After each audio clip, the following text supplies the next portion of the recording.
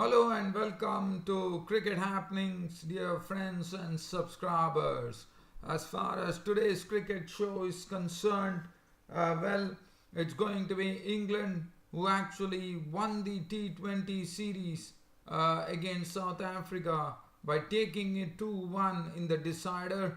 And this was very well done by England, and was all about David Malan actually making his T20 debut and scoring 78 runs of 44 balls with 12 fours and 2 sixes to hold the record for the highest score by a debutant for England in T20 matches. And what an innings that was. I mean, Malan was the real toast of this.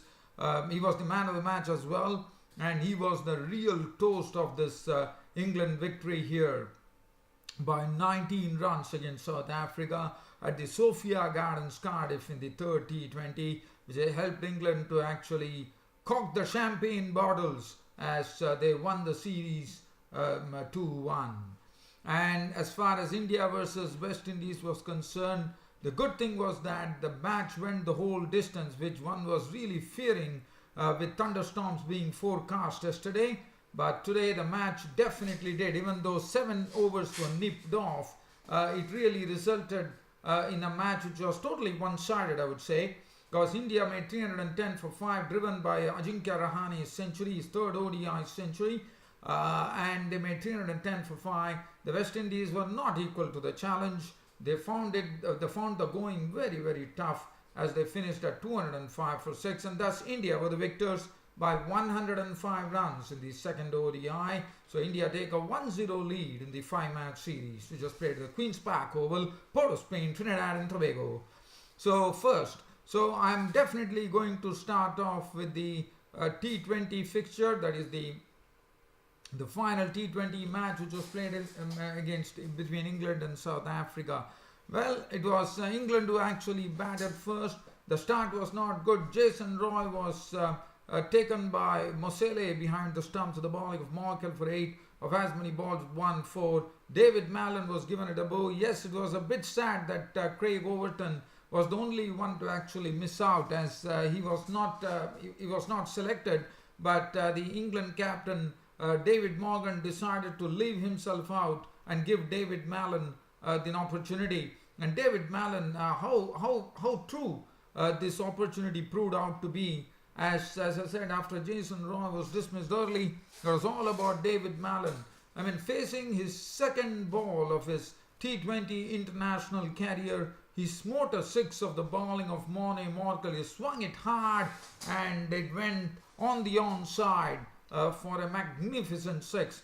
And so he basically started his scoring, opened his account on debut with a 6. What a wonderful shot that was of Morne Morkel. Really showed a lot of guts in this guy, David Malan. So David Malan, who plays for Middlesex at the age of 29, was really entertaining the Sophia Gardens Cardiff public today with his brand of play. What a good player he is. I mean, he has all the shots in the book.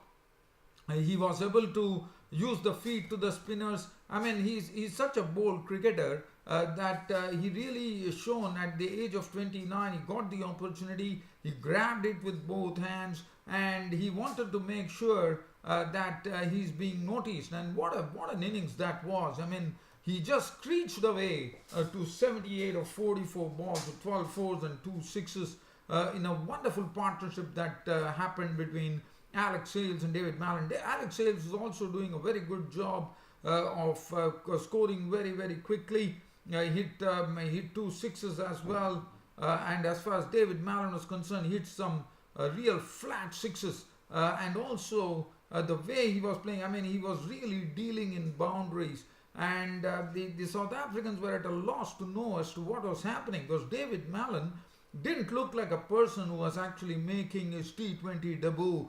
Strokes were just cascading from the bat of this guy David Malan, and what an impressive cricketer he was. I mean, he really went after Chris Morris, Morne Morkel, Andy Falcaio, Dean Patterson. Imran Tahir was taken to the cleaners by David Malan as he struck him for sixes and boundaries. and David Malan was all and David Malan, what one saw about David Malan was that he was pretty cheeky too. He went, one of the sixes that he hit of Moni Markel was actually going inside the crease. I think it was Phil Cavallo, if I'm not wrong. He went inside the crease and from on the back foot he hit a beautiful straight six down the ground, and they followed it up with some good boundaries as well. The good thing about David Malan was that he was showing a lot of innovation as far as stroke making was concerned. Sometimes slowly moving down the leg side and then scooping the ball over the keeper.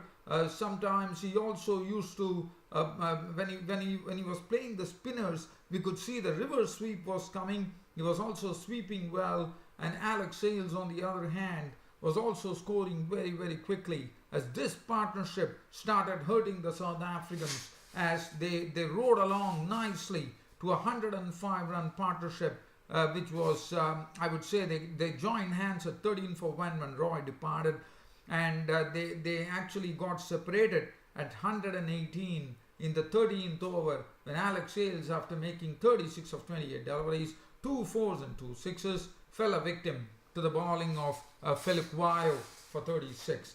That made it 118 for 2. Malan continued his plundering of the South African attack as that was going on, and finally Imran Tahir was the one who managed to get his wicket when David Malan holed out in the deep for Patterson after making a brilliant 78 on his T20 international debut, and this happens to be the highest score by an England batsman on T20 debut. What an innings. Take a bow, David Malan.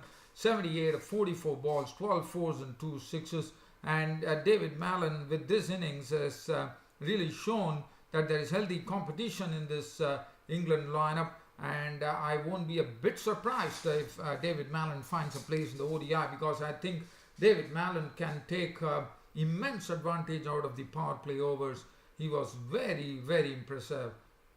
78 really entertained the public at the Sophia Gardens in Cardiff in a very, very big way.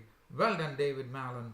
And then after that, it was Butler who contributed 31 of 22 deliveries, 1 4 and 2 sixes. Billings made 12 of 11 deliveries. Liam Livingstone disappointed by getting clean bowled by Dean Patterson, who did a very fine job, I thought. In fact, South Africa pulled it back at one stage. It looked like England were going towards a total of in excess of 200 runs, but that didn't happen as Patterson started making inroads, as he picked up Livingstone, who tried to leave his stumps, and he was clean bowled for a duck. Plunkett was a victim of Phil Cavallo for not. David Willey was bowled with Patterson, and Patterson was the one who really brought South Africa back into the game with a wonderful spell in the death overs, as England were kept to 181 for 8 of their 20 overs. The bowling, Chris Morris today, 4 overs for 24, had to suffer at the hands of David Malan. Moni Markel, 4 overs, 1 for 32. Phil Cavallo, 4 overs, 2 for 44. Dean Patterson got 4 wickets for 32 runs of his 4 overs.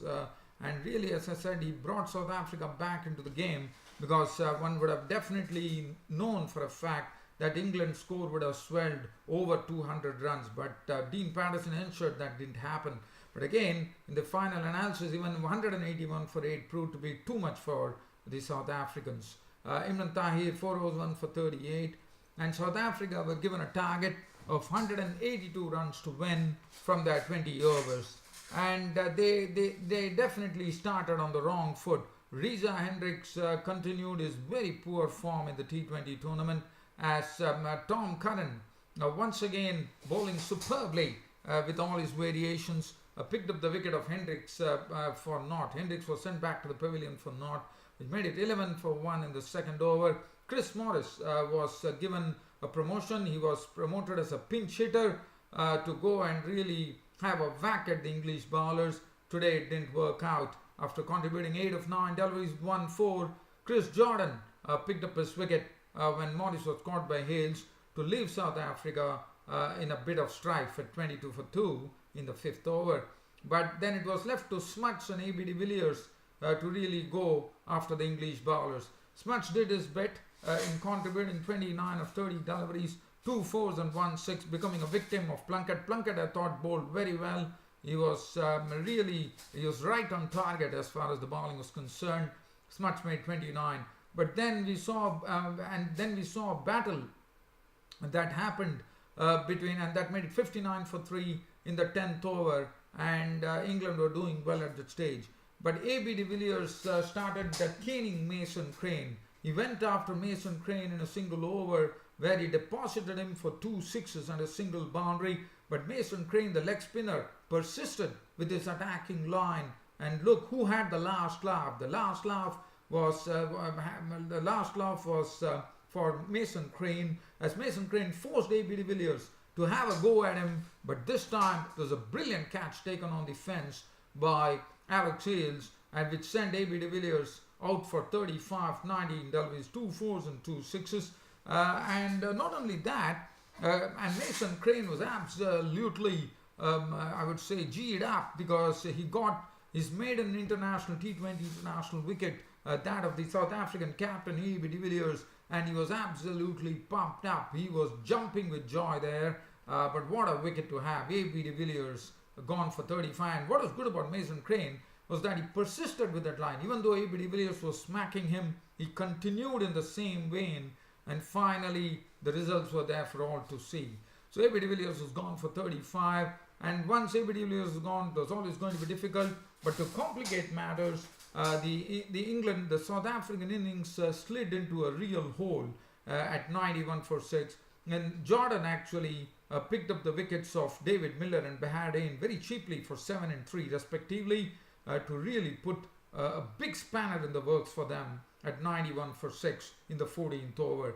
And then we had and then it was a really tall task where they had to get, probably it was almost like 90 runs required in the balance 6 overs. But let me tell you that Mark Mosele, the wicketkeeper batsman from South Africa, was joined in by Andy Falquayo, the all-rounder, and both really went about their task in a very nice way to really put a bit of a scare into the England camp, with Mosele showing that some real muscle power by hitting those sixes, and all those sixes that he hit were all big ones. I mean, they were hit with tremendous force, and Mosele showing that he has some real talent as far as big hitting is concerned, and he can really smacking it.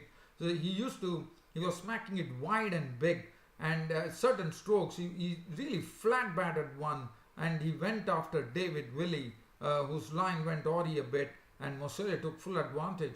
And Falquayo was also not far behind. He also went after David Willey to hit him for boundaries, and Jordan was also hit for boundaries. And Falquayo and Mosele kept the hopes alive for the South Africans by fighting it out. I thought they gave a good exhibition of batting here, and things were going on. And suddenly, we saw that with those sixes being hit by Mosele, South Africa were really not getting very close, but definitely getting close to the target, as Mosele and Falquayo joined in an entertaining partnership, which yielded 54 runs, which was done very well, probably in 5 overs. So that was pretty good stuff from Mosele and Falquayo. But in the end, Tom Curran, who was, as I said, once again in his second match of his international career, once again went from strength to strength as he carried on in the same manner. And today he picked up that big wicket of Mosele, who was looking a bit dangerous, out for 36 of 22 deliveries, 1 4 and 4 sixes. And the end, and then finally it really became very, very tough with all the recognized batsmen gone. Mone Morkel was not out on 5, 2 balls, 1 4. Falquayo did his bit, but to no avail, not out on 27 of 20 balls. Game over. South Africans were restricted to 162 for 8. Thus England actually winning the match and also winning the series 2-1. So the T20 series done and dusted, England taking the victory, taking the series 2-1. Bowling, David Willey was guilty of bowling a bad line, especially at the death overs. 4 overs, no made a none for 40. Got some a real battering at the hands of Moselo and Falcavayo. Tom Curran, as I said, impressed a lot. 4 overs, no more than 2 for 22. A really an young player for the England future. Just 21 years of age. 22 years of age, beg your pardon. Chris Jordan, 4 overs, no more than 3 for 31, also bowled well. Plunkett was very impressive with 1 for 22. Mason Crane showed a lot of character after being smacked for 2 sixes and 1 4 by AB de Villiers, coming in and snapping AB de Villiers' wicket. 4 overs, 1 for 38, and Mason Crane will learn. David Malan, as I said, was the toast of this England victory. What an innings from David Malan. Absolutely an entertaining knock of 78 runs. As I said, this is the highest score by an English debutant in T20 cricket. And as I said, take a bow, David Malan. Okay, so that is as far as that match is concerned. The other match, West Indies versus India, it was the second one-day international, and as I said, rain was always going to follow, but fortunate enough, we could get 43 overs. As far as the Indian innings was concerned, well, I would say West Indies have got a good toss to win on this particular pitch at Queen's Park Oval, but I thought I really frittered it because even though it was overcast conditions where the West Indies bowlers could have got some real purchase from this wicket, but I thought the bowling was a bit awry. In fact, the pace bowlers, Ajari Joseph, Jason Holder, they all bowled a very bad line, and that resulted in the Indian batting really taking off. Ajinkya Rahane uppercut a 6, and he was looking pretty good. He was sedate at the start, but gradually accelerated and got up and they put up 114 runs, century opening partnership, which was good to see in 18.2 overs. Shikhar Dhawan and Ajinkya Rahane added 114. Ajinkya Rahane contributing 103, his third ODI century, 10 fours and 2 sixes in that knock. Shikhar Dhawan has been continuing his brilliant form with 63 of 10 with 10 boundaries. Kohli really got into some sublime form today. As you know, in the previous match, he didn't look his old self as the West Indian bowlers had throttled him a bit. But here, Virat Kohli was a different Virat Kohli altogether. And Virat Kohli was hitting those sixes as clean as a whistle. And Virat Kohli, what an innings, a really punishing innings he played of 87 of 66 balls with 4 fours and 4 sixes. Hardik Pandya made 4. Yuvraj Singh was out for 14 of 10 with 1 boundary. Dhoni not out 13 of as many balls with 1 4. Kedar Jadhav not out on 13 of 6 balls, 2 fours. As India finished on 310 for 5 of the allotted 43 overs aside game. Bowling, if you look at the bowling, that does not make any happy reading. The only man who really got a handle on the Indian batting was Ashley Nurse, the left-arm spinner. 9 overs, no more than 1 for 38. Devendra Bishu, who bowled very well in the first one-day international, was really carved for runs today. His 9 overs costing 60 runs without a wicket to his name. Miguel Cummins, 8 overs, 1 for 57. Jason Holder, 8.5 overs, no more than 1 for 76, was very costly. Joseph went for 73 of his 8 with 2 wickets to show besides his name. West Indies given a target of 311 runs to win from their 43 overs. Well, their start was not good. In fact, it was Bhuvneshwar Kumar sending Powell and Mohammad into the pavilion for ducks. First, he picked up the wicket of Kieron Powell, getting him caught behind in the first over. And then Jason Mohammad was actually promoted to 1 drop today, and he failed as he got him caught by Pandya for naught, with the West Indies score rating 4 for 2. Evan Lewis really today didn't open the innings. As you know, Shai Hope was the one who opened the innings. Shai Hope was really someone who was really showing great consistency, and his range of strokes was good, and he was the one who was weathering it very well. But Evan Lewis was definitely struggling. He could not get the ball off the square, and finally ended up with 21, a very unconvincing 21 of 37 deliveries with 2 fours.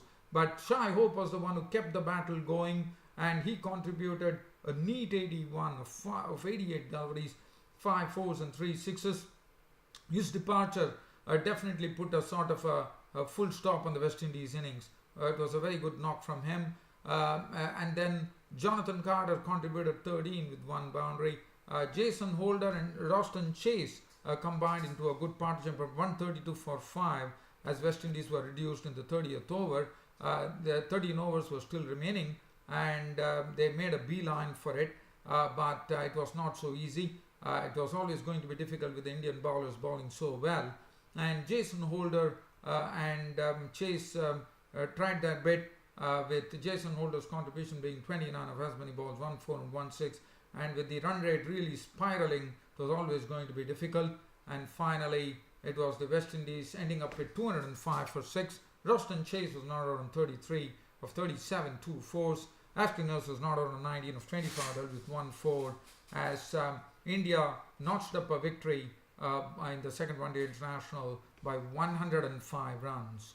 As far as the bowling was concerned, from the Indian bowlers, Bhuvneshwar Kumar was the most impressive. 5 overs, 1 maiden, 9 runs and 2 wickets. Umesh Yadav 6 overs, slammed for 36 runs.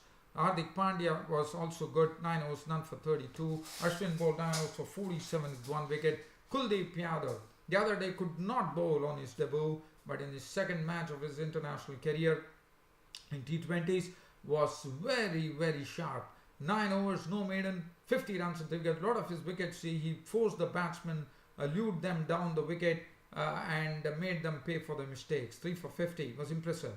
Yuvraj Singh 5 overs, none for 23. And India now leading the 5-match ODI series against the West Indies 1-0 with 3 to go. And Ajinkya Rahane, for his 3rd ODI century, was named man of the match. Well, dear fans, friends and subscribers, that's about it as far as today's cricket show goes. Hope you all enjoyed it, and there'll be more to come tomorrow on my next cricket broadcast. Till such time that happens, it's goodbye.